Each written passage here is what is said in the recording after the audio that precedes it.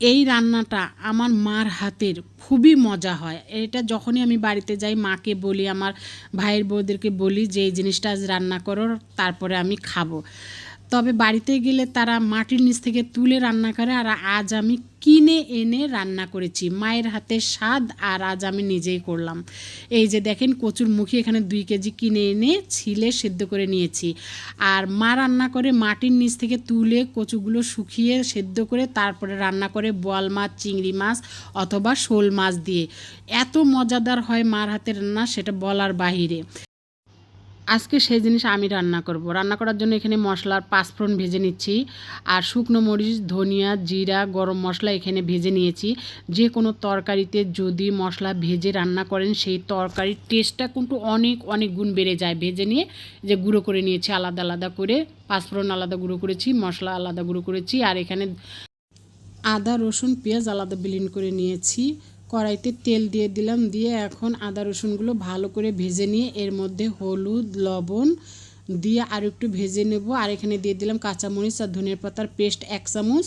এখন দিয়ে দেবো সেই গুঁড়ো মশলাটা দিয়ে ভালো করে কষিয়ে নেব। অনেক সুন্দর করে মশলাটা, এই কষানোর উপরে কিন্তু এই তরকারিটা স্বাদ হবে।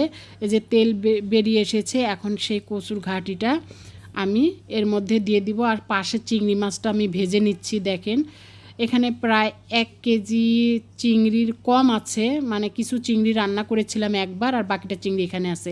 আর এখানে যে সেই কচুর মুখী ভালো করে সিদ্ধ করে একে হাত দিয়ে মুথে নিয়ে তারপরে যে মশলাতে ঢেলে দিলাম। আর একটা কথা, ঘাটি যদি খেতে চান অবশ্যই ঘাটিটা প্রচুর পরিমাণে নাড়তে হবে। এখানে কিন্তু গরম পানিটা ইউজ করলাম। অনেক কষাইতে হবে, আর ঘাটির টেস্ট নির্ভর করে নাড়ার উপরে। যত নাড়বেন ঘাটি ততটাই টেস্ট হবে। আর অনেক ধীরে ধীরে এটা জাল হতে হয়, যেন এই আলু ঘাটি হলে আলুর একটা কাঁচা গন্ধ থাকে, কচু হলে কচুর একটা আলাদা গন্ধ থাকে, ডাল হলে ডালের একটা আলাদা গন্ধ থাকে। গন্ধটা যতক্ষণ ছেড়ে না যায়। তবে আমি বলবো মাছ, মাংস যেটাই রান্না করেন না কেন, সব থেকে কঠিন রান্না হচ্ছে এইটা। কারণ এইটা রান্না করতে অনেক কষ্ট। এই ঘাটি খাওয়া মানে কষ্ট, হাত দিয়ে টেনে নেওয়া। কারণ একটা জিনিস যদি মুখরোচক বা অনেক স্বাদের জিনিস খেতে চান, একটু কষ্ট তো সহ্য করতেই হবে। আর কষ্টটার কথা কেন বললাম, কারণ এটা প্রচুর নাড়তে হয় আর অনেক ছিটা আসে গায়ে, এই জন্য বলি যে এটা খাওয়া অনেক কষ্টদায়ক। এখানে দেখেন ধনিয়ার পাতা, নাগামরিচ, বাকি যে মশলা ছিল সেটা দিয়ে দিয়েছি। আর এই ঘাটিটা হলো কিভাবে সেটাও আপনাদেরকে বলে দিয়ে, দেখেন আমি প্লেটে তুলেছি। এটা চট করে পড়ে গেল, তার মানে এটা আরও একটু জাল হবে, জাল হয়ে আর একটু ভারী হবে, আর ঠান্ডা হলে আর একটু ভারী হয়ে যাবে। এই জন্য একটু পাতলা পাতলা থাকতে চুলা বন্ধ করে দিবেন। এটা ঠান্ডা হওয়ার পর অনেকটা ভারী হয়ে যায়। এটা কিন্তু অনেক গরম, তারপরে এরকম ভারী হয়েছে। এটা ঠান্ডা হলে আরও ভারী হবে।